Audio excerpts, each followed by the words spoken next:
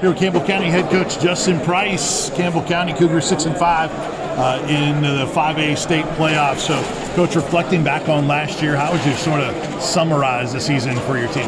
Well, if you look at our season, it's kind of tell of two halves. We started out 6-1, and I think we got ranked, number 10 in the 5A AP poll. End up losing our last four. Obviously, we played Powell and Oak Ridge and Ray County towards the end, Sevier County, and so those were good teams. But I think when you look at that, where we need to be this year is we got to be able to finish the season. I think starting out 6-1 is great, but didn't finish as well as we would like to. So this year, hopefully we can start the same way and maybe finish a little better. So what does the personnel look like this year? How experienced of a team will you be? Offensively, we're very experienced at wide receiver. We got all four starters returning, and we feel like their skill set is really dynamic and put together. With that, we got a sophomore quarterback that's going to be playing with them. So hopefully they can help him as he progresses through this season. Defensively, we got our inside linebacker, Will Lester, back, who's been a really good player for us and obviously the leader on defense. And so we're going to lean on him defensively, and then on offensively lean on those four receivers.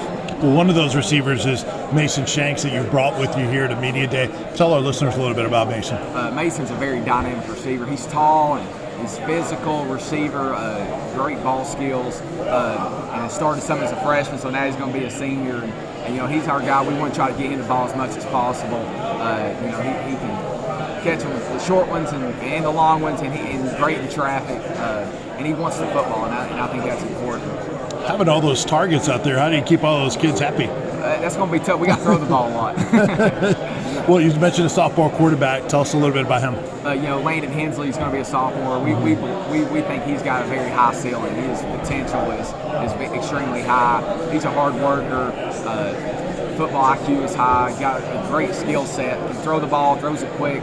His timing's really improved with the receivers, and then he's got some ability with his legs to make some plays. And so we'll try to capitalize on his strengths as much as we can, but at the same time not putting too much pressure on him as a sophomore. The quarterback position carries a lot of pressure anyway, especially in our offense as much as we throw it. Right. But big thing for him is him to rely on those four senior receivers.